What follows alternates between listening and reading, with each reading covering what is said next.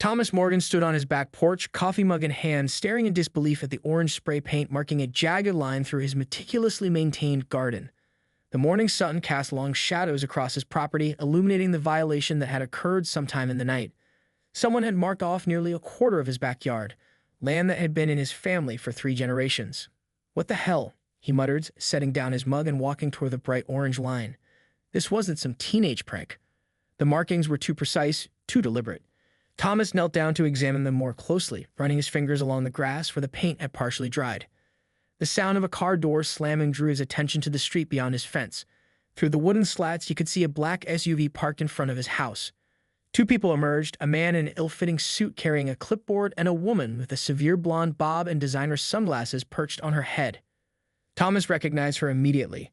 Karen Winters, president of the Oak Ridge Estates Homeowners Association and self-appointed queen of their suburban neighborhood. Her husband's money had bought her the position, and she wielded her power like a weapon.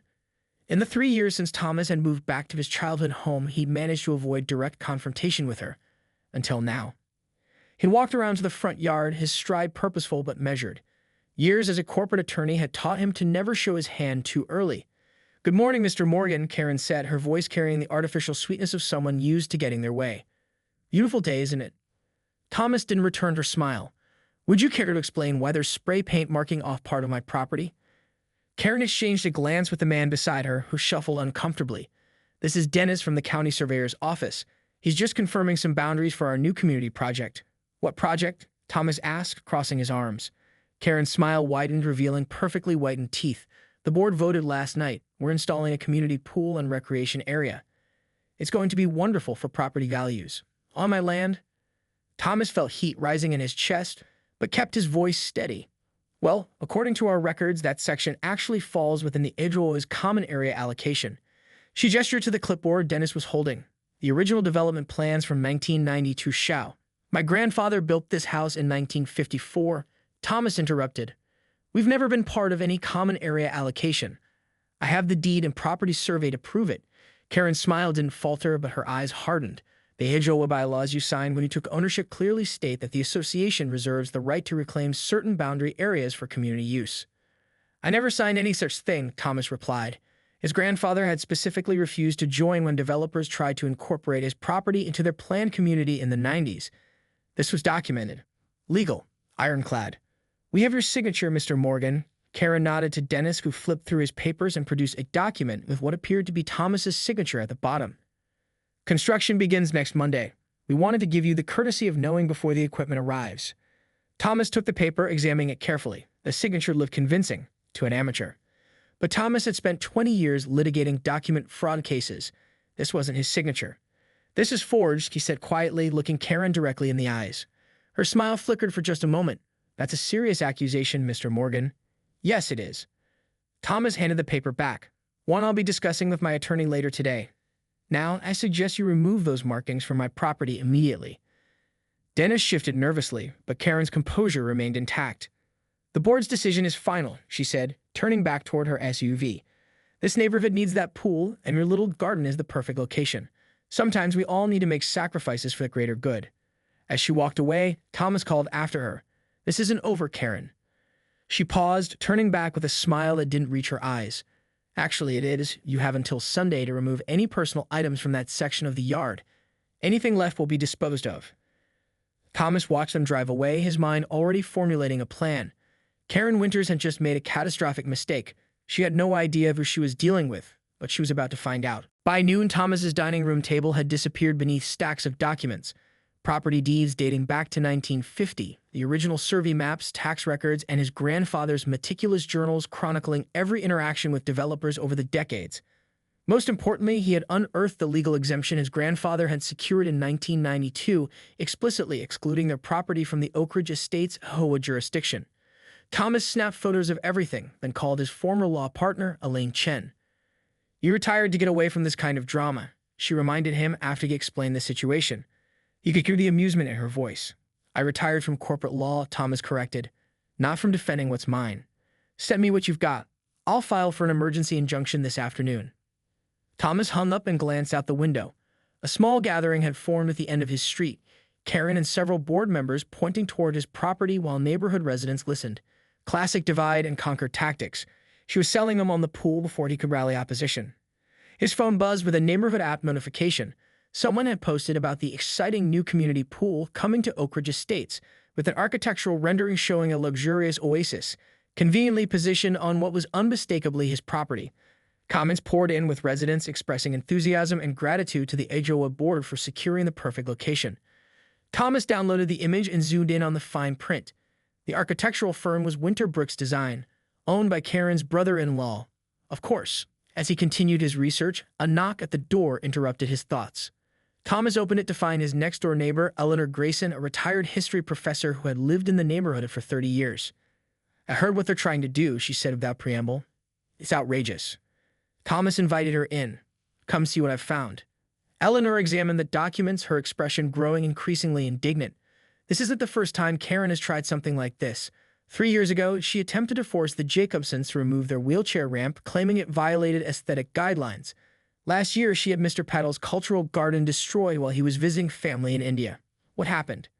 The Jacobsons fought back and won. Their daughter has ADA protections. But Mr. Paddle gave up. The legal fees would have been more than replanting. Eleanor shook her head. Karen counts on people not having the resources or energy to challenge her. Thomas's phone rang. "Elaine, we've got a problem," she said. "Judge Harmon was assigned to our injunction request. He's a golfing buddy of Karen's husband." "That explains the confidence," Thomas muttered. "Options? I'm filing for a change of venue, but it will take time. Meanwhile, you need documentation of everything happening on your property. Set up cameras, record all interactions, and don't touch those survey marks. We need them as evidence." After Elaine hung up, Eleanor leaned forward. "You know, I've been digitizing the local historical society archives for my retirement project. There might be something there that could help. I'll take anything at this point. I'll see what I can find." Eleanor stood to leave, then paused. "Be careful, Thomas. Karen doesn't like losing." As if on cue, Thomas's phone lit up with a text from an unknown number. "This would be so much easier if you just cooperate. Pools increase property values. Fighting this only hurts your neighbors. Don't be selfish." Thomas didn't bother responding. Instead, he walked to his garage and retrieved the security cameras he purchased after a string of package thefts last year, but never installed. Now they would serve a different purpose. By evening, he had cameras covering every angle of his property and had compiled all his documentation into a secure cloud folder. He'd also discovered that 3 previous HOA board members had mysteriously resigned after disagreeing with Karen's methods. As darkness fell, Thomas noticed a small garden flag had appeared at the edge of his property, just inside the spray-painted line. It featured the Oak Ridge Estates logo and the words "Future Home of Community Wellness Center, breaking ground Monday." The flag wasn't just an announcement, it was a declaration of war. Karen was escalating, hoping he'd remove it and give her ammunition to claim he was interfering with HOA property. Thomas left it exactly where it was, but angled one of his cameras directly at it. At 9:47 p.m., his security system alerted him to movement in the backyard. On the monitor, Thomas watched as 2 figures with flashlights moved along the orange line, hammering small stakes into the ground every few feet. He recorded everything, but didn't confront them. Evidence gathering was the priority now. The real battle was just beginning, and Thomas intended to be prepared. His phone pinged with an email from Eleanor. A single line of text. "Found something. Coming over tomorrow morning. This changes everything." Thomas smiled for the first time that day. Karen Winters had no idea what was coming. Eleanor arrived at 7:30 a.m. carrying a leather portfolio and a determined expression. Thomas had barely slept, spending most of the night reviewing his security footage and researching Karen Winters' previous community improvement projects. Each followed the same pattern: swift action, minimal notice, and contracts invariably awarded to businesses with connections to HOA board members. "You look terrible," Eleanor observed, accepting the cup of coffee Thomas offered. "I've had better mornings." He gestured to the portfolio. "What did you find?" Eleanor carefully extracted several yellow documents protected in plastic sleeves. "These are the original water rights agreements from 1937, before this area was developed. Your grandfather's farm was one of 3 properties that controlled the natural spring that once flowed through this valley." Thomas examined the brittle papers. "I knew about the spring, but not these agreements. That's because they were superseded by county water systems in the 1960s, or so everyone thought." Eleanor pointed to a clause on the 3rd page. "Your grandfather never relinquished the water rights. He merely allowed the county to redirect the spring flow with the condition that the original water table and underground stream remained undisturbed." Thomas read the clause carefully, understanding dawning. "And the natural path of that underground stream runs directly beneath where Karen wants to put her pool. Eleanor's eyes sparkled. Any excavation deeper than 6 feet would require your explicit permission as the rights holder. A pool would definitely qualify. This is perfect, Thomas said. Even if she somehow wins on the property line dispute, she can't dig without violating these water rights. As they discussed strategy, Thomas's security system pinged. The cameras showed a small excavator turning onto his street, followed by Karen's black SUV and a pickup truck loaded with surveying equipment. They're not waiting for Monday, Thomas muttered, reaching for his phone to call Elaine. Mr. Morgan? A voice called from the front door. County Sheriff's Department, need to speak with you. Thomas opened the door to find 2 deputies standing on his porch, looking uncomfortable. Behind them at the edge of his property, Karen watched with a satisfied smile. Deputies, Thomas greeted them calmly. What can I do for you? The older officer cleared his throat. We have a court order authorizing preliminary site preparation for the Oak Ridge Estates community project. He handed Thomas a document. You're required to allow the workers access to the designated area. Thomas scanned the order. It bore Judge Harmon's signature, issued at 7:05 a.m., barely an hour ago. Karen hadn't wasted any time. This order was obtained without proper notice or opportunity to contest, Thomas stated, his lawyer instincts kicking in. I'm calling my attorney now. Sir, we're just here to prevent any breach of peace, the younger deputy said. The court has authorized this work to proceed. Eleanor stepped forward. Officers, I need to show you something that directly impacts this situation. She presented the water rights documents. These legal agreements precede any HOA claims and would be violated by excavation in that area. The deputies examined the papers uncertainly. Those look like ancient history to me, Karen called from the sidewalk, walking toward them. Our court order is current and enforceable. Ms. Winters, please stay back, the older deputy instructed before turning to Thomas. Sir, these historical documents may have merit, but we need to enforce the current court order. You should present these to the judge. That's exactly what I intend to do, Thomas replied. But in the meantime, I have the right to document everything happening on my property. He held up his phone. I hope that's clear. The deputy nodded reluctantly. Just don't interfere with the workers. As the officers stepped aside, Karen approached with the excavator operator and surveyor. See, I told you we'd have this resolved by the weekend. The pool designer is coming Monday to finalize placement. This isn't resolved, Karen, Thomas said quietly. Not even close. She waved dismissively. You had your chance to be reasonable. The neighborhood deserves this amenity, and your little garden isn't more important than the needs of 87 families. While they spoke, Thomas noticed Eleanor discreetly taking photos of the court order and texting someone. The excavator rumbled toward the marked section of Thomas's yard. The operator looked hesitant, glancing between Karen and Thomas. Just preliminary soil testing today, Karen assured him. Nothing below 3 feet. Thomas stepped forward. Before you start digging, you should know that my security system is recording everything. Any damage to my property beyond what's explicitly authorized in that questionable court order will result in additional legal action. The operator paused, looking to Karen for guidance. He's bluffing, she snapped. The court order covers soil testing. Thomas's phone rang. Elaine. Put me on speaker, she instructed when he answered. You're on with Thomas, 2 sheriff's deputies, and the HOA president, he said. This is Elaine Chet, Mr. Morgan's attorney. Her voice rang clearly. I just filed an emergency motion to stay Judge Harmon's order based on judicial conflict of interest. Judge Harmon has recused himself and Judge Rivera has been assigned. The hearing is set for 9 a.m. Until then, any action taken under the previous order could constitute contempt of court. The deputies exchanged glances. Furthermore, Elaine continued, I've just received historical water rights documentation from Professor Grayson that establishes my client's exclusive control over any subsurface disturbance in the disputed area. These rights predate any HOA agreements by decades. Karen's face flushed. This is just a delay tactic. The neighborhood has voted. Actually, Eleanor interrupted, holding up her phone. I've been in touch with several board members this morning. 3 of them claim they never voted on this pool location and are concerned about potential liability for the HOA. For the first time, uncertainty flickered across Karen's face.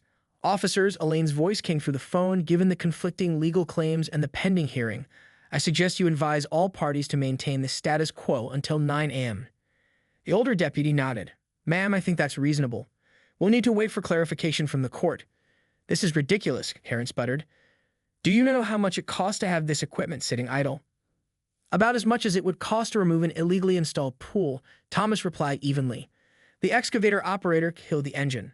Call me when you've got this sorted out, he told Karen. I'm not getting in the middle of a property dispute. As the workers began packing up, neighbors emerged from surrounding houses, drawn by the commotion. Thomas noticed Karen's forced smile as she tried to reassure curious residents that everything was proceeding according to plan. "Just a minor delay," she announced loudly. "We'll be breaking ground very soon." But Thomas could see the doubt spreading among the gathered neighbors as they whispered and pointed. Eleanor had already pulled aside several longtime residents, quietly showing them the water rights documents. Thomas's phone buzzed with a text from Elaine. "Judge Rivera wants all parties in her chambers at 9. Ring Eleanor and the water rights docs. This judge doesn't mess around." As Karen retreated to her SUV, Thomas called after her. "See you in court, Karen." She paused, her back stiffening. When she turned, her smile was tight and dangerous. "This isn't over, Mr. Morgan." "Not by a long shot." On that, Thomas replied, "We finally agree." Judge Maria Rivera's chambers were considerably less ornate than Thomas had expected, with law books stacked on every surface and framed photographs of her family covering one wall. What the room lacked in grandeur, however, its occupant made up for in presence. The judge, a small woman with steel-gray hair and piercing eyes, studied the assembled parties over half-moon reading glasses. "Let me be clear," she began without preamble. "I don't appreciate being dragged into emergency hearings because parties couldn't behave like reasonable adults." Her gaze swept from Thomas and Elaine to Karen and her attorney, a nervous young man who kept adjusting his tie. "Your Honor," Karen's lawyer began, "the HOA has followed all proper procedures, including obtaining an ex parte order at 7 a.m. from a judge with known social connections to your client's family." Judge Rivera interrupted. "Mr. Peterson, I expect better from your firm." The young attorney flushed. Judge Harmon recused himself once. Once the conflict was pointed out, Judge Rivera finished for him. "Yes, I read the filing." She turned to Eleanor. "Professor Grayson, these water rights documents, can you verify their authenticity?" Eleanor nodded. "They're from the County Historical Archive, Your Honor. I've been digitizing records there for 3 years. These are official county documents, and I've brought the archival certification." The judge examined the papers carefully and looked at Karen. "Ms. Winters, did the HOA conduct a title search before planning this pool?" Karen straightened. "We used the development plans from 1992, which clearly show that section as common area." "That wasn't my question," Judge Rivera said. "Did you conduct a proper title search?" "We relied on our legal team," Karen replied, glancing at her attorney. Judge Rivera nodded thoughtfully. "Mr. Morgan, do you have the deed and survey you mentioned?" Thomas handed over his documentation. "My grandfather specifically refused to join the HOA when it formed. That exemption was legally recorded and has never been challenged until now."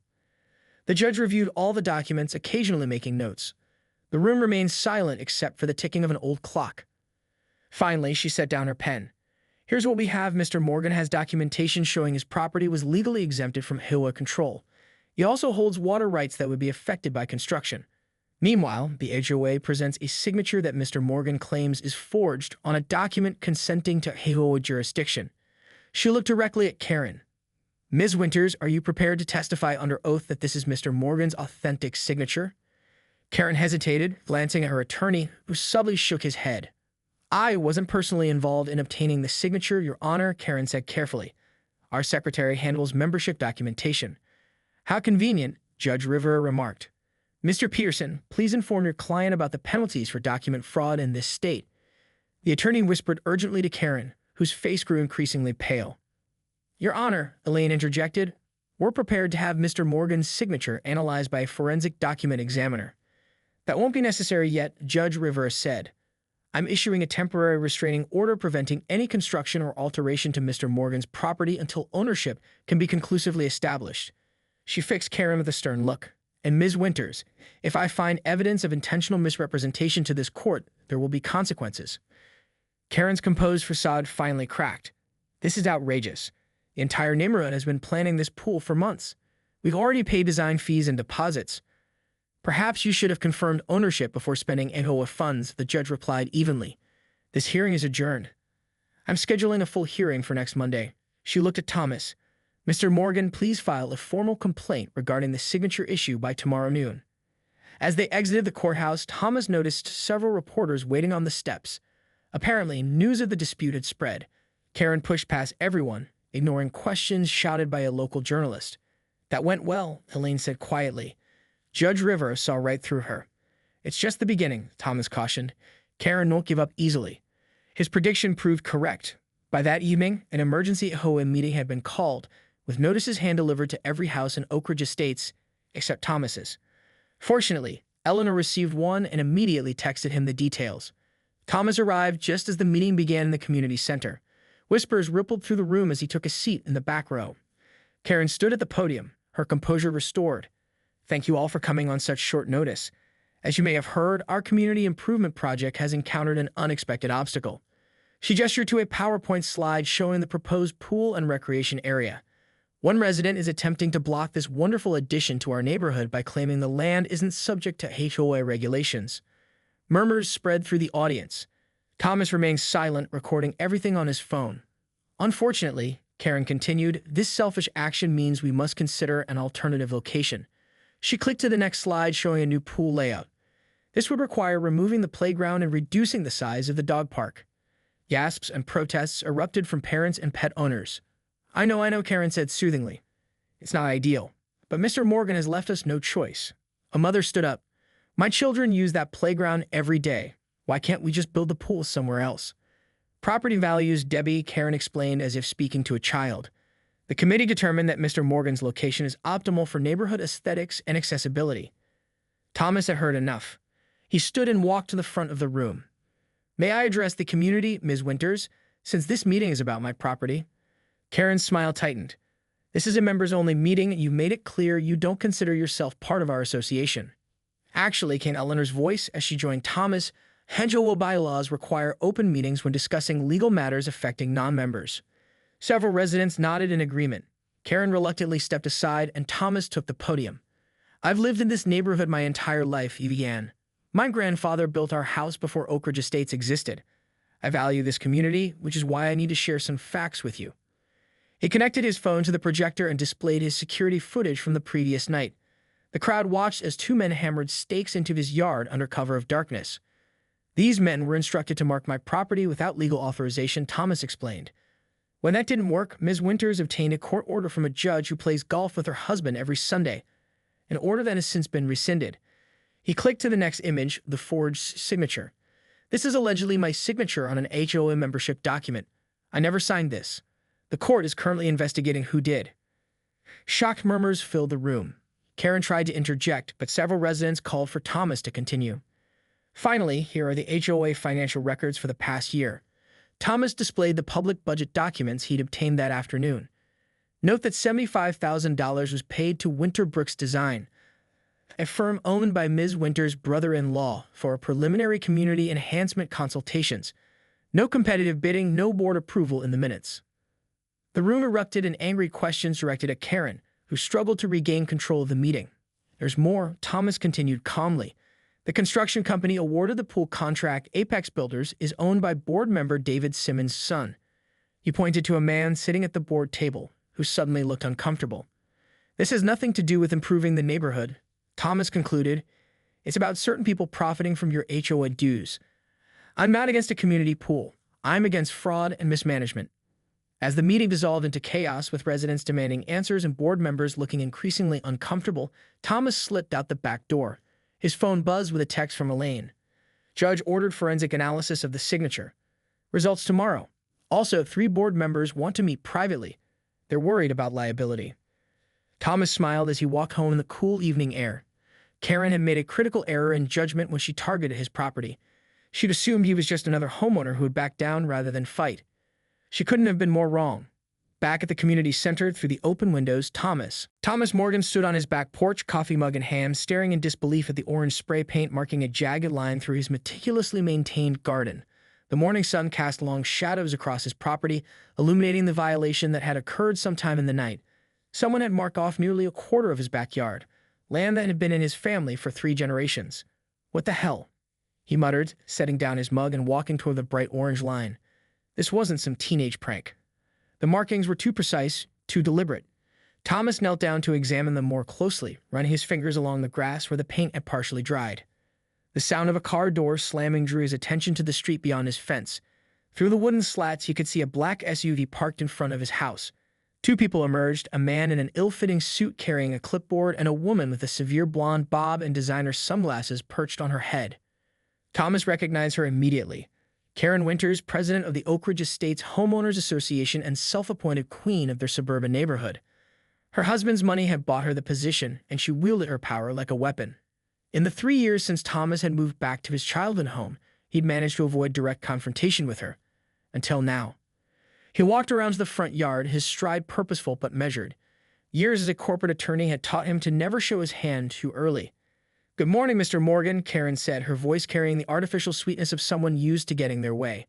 "Beautiful day, isn't it?" Thomas didn't return her smile. "Would you care to explain why there's spray paint marking off part of my property?" Karen exchanged a glance with the man beside her, who shuffled uncomfortably. "This is Dennis from the county surveyor's office. He's just confirming some boundaries for our new community project." "What project?" Thomas asked, crossing his arms. Karen's smile widened, revealing perfectly whitened teeth. "The board voted last night. We're installing a community pool and recreation area. It's going to be wonderful for property values. On my land." Thomas felt heat rising in his chest, but kept his voice steady. "Well, according to our records, that section actually falls within the HOA's common area allocation." She gestured to the clipboard Dennis was holding. "The original development plans from 1992 show." "My grandfather built this house in 1954, Thomas interrupted. "We've never been part of any common area allocation. I have the deed and property survey to prove it." Karen's smile didn't falter, but her eyes hardened. "The HOA bylaws you signed when you took ownership clearly state that the association reserves the right to reclaim certain boundary areas for community use." "I never signed any such thing," Thomas replied. His grandfather had specifically refused to join when developers tried to incorporate his property into their planned community in the 90s. This was documented. Legal. Ironclad. "We have your signature, Mr. Morgan." Karen nodded to Dennis, who flipped through his papers and produced a document with what appeared to be Thomas's signature at the bottom. "Construction begins next Monday. We wanted to give you the courtesy of knowing before the equipment arrives." Thomas took the paper, examining it carefully. The signature looked convincing to an amateur. But Thomas had spent 20 years litigating document fraud cases. This wasn't his signature. "This is forged," he said quietly, looking Karen directly in the eyes. Her smile flickered for just a moment. "That's a serious accusation, Mr. Morgan." "Yes, it is." Thomas handed the paper back. "One I'll be discussing with my attorney later today. Now, I suggest you remove those markings from my property immediately." Dennis shifted nervously, but Karen's composure remained intact. "The board's decision is final," she said, turning back toward her SUV. "This neighborhood needs that pool, and your little garden is the perfect location. Sometimes we all need to make sacrifices for the greater good." As she walked away, Thomas called after her. "This isn't over, Karen." She paused, turning back with a smile that didn't reach her eyes. "Actually, it is. You have until Sunday to remove any personal items from that section of the yard. Anything left will be disposed of." Thomas watched them drive away, his mind already formulating a plan. Karen Winters had just made a catastrophic mistake. She had no idea of who she was dealing with, but she was about to find out.